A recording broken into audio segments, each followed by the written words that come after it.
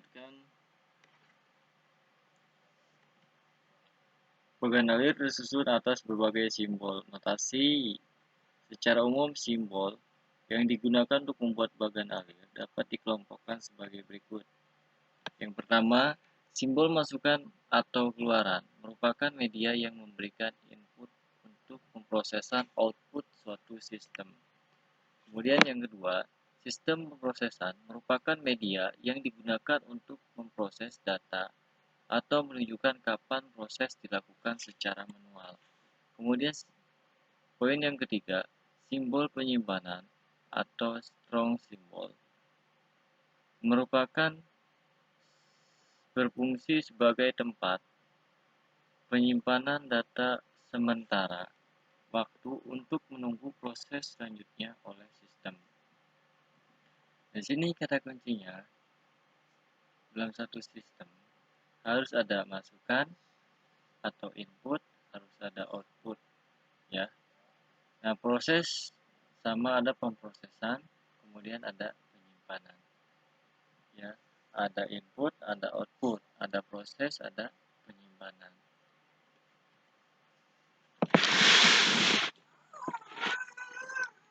Saya ambil contoh.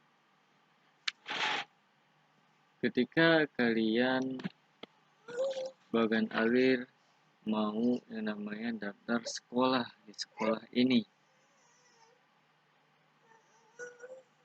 otomatis kalian yang pertama harus registrasi dulu, kemudian input data kalian, ada juga kalian diminta dicetak atau di output data kalian. Nah, ketika sudah di output atau dicetak, ada suatu proses, ya. Proses apa? Proses penerimaan.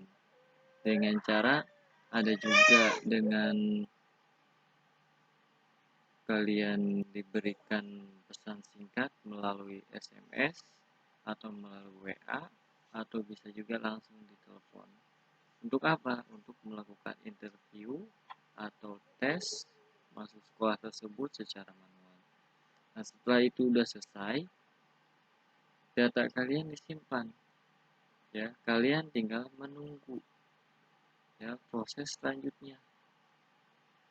Diterima atau enggak. Kalau sudah diterima, data kalian udah tersimpan rapi di tempat yang aman oleh sekolahan tersebut. Oke, selanjutnya simbol bagan alir. Nah, di sini ada simbol. Nah, ini gambar terminator.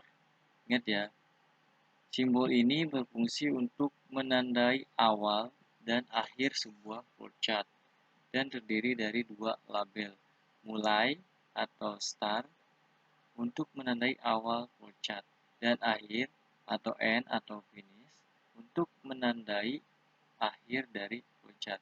Ingat ya, mulai menggunakan ini, selesai pun menggunakan ini. Kalau misalkan ketika kalian mulai menggunakan ya simbol yang ini, berarti salah ya, kurang benar. Oke, kemudian proses. Simbol ini menyatakan proses yang dilaksanakan pada tahapan tertentu. Prosesnya apa aja? Ketika ini proses input data. Oke, kemudian selanjutnya keputusan. Simbol ini digunakan untuk pengambilan keputusan terhadap suatu kondisi. Terdapat dua keadaan yang harus dipenuhi, yaitu ya atau juga yes jika dalam pengambilan keputusan menghasilkan keadaan benar, atau tidak atau no jika pengambilan keputusan menghasilkan keadaan salah.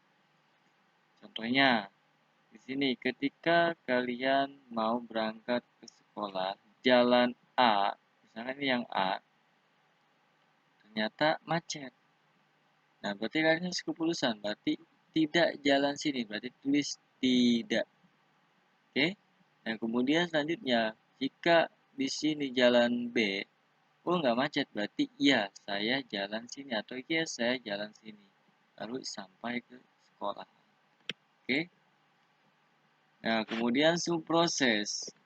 Simbol ini adalah simbol proses yang dapat dibuat menjadi lebih detail menjadi bagian-bagian proses lainnya.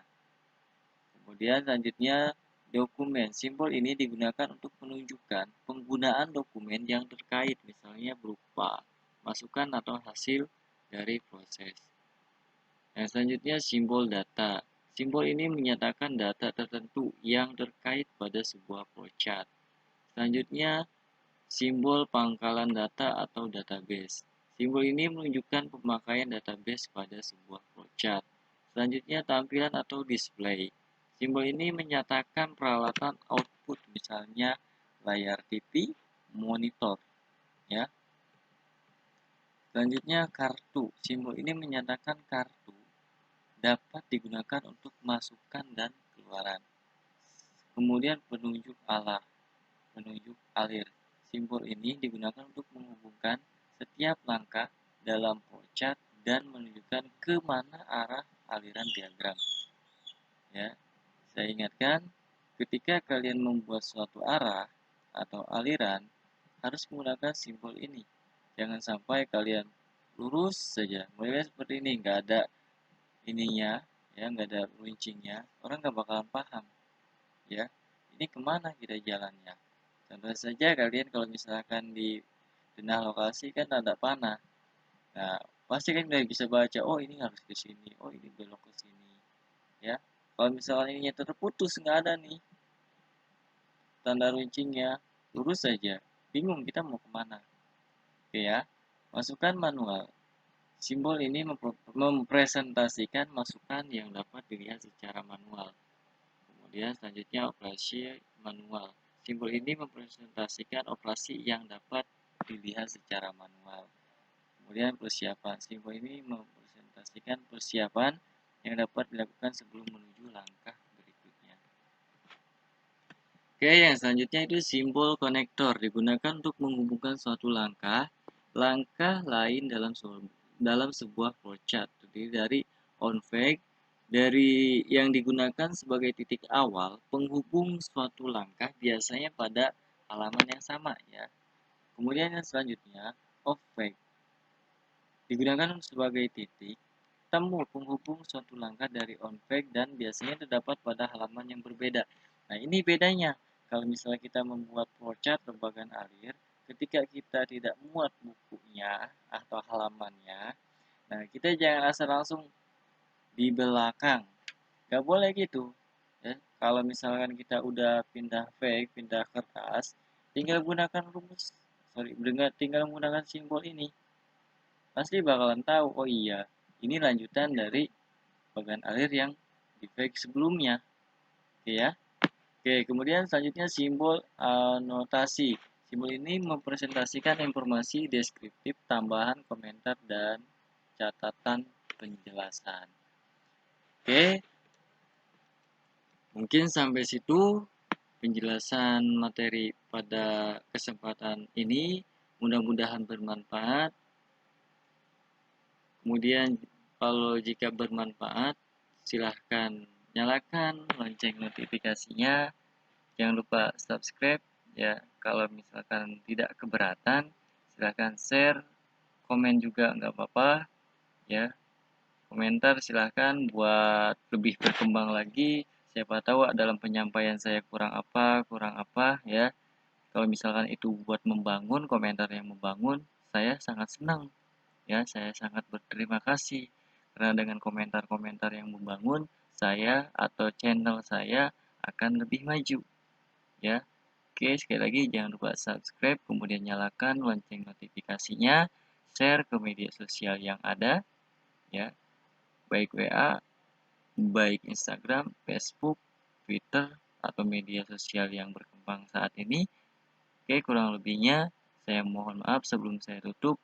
Hargailah ya sesuatu yang kecil sebelum menghargai sesuatu yang besar. Oke, assalamualaikum warahmatullahi wabarakatuh. Selamat salam sehat. Selamat siang, selamat pagi, selamat sore, selamat malam, selamat petang, dan selamat untuk kita semua.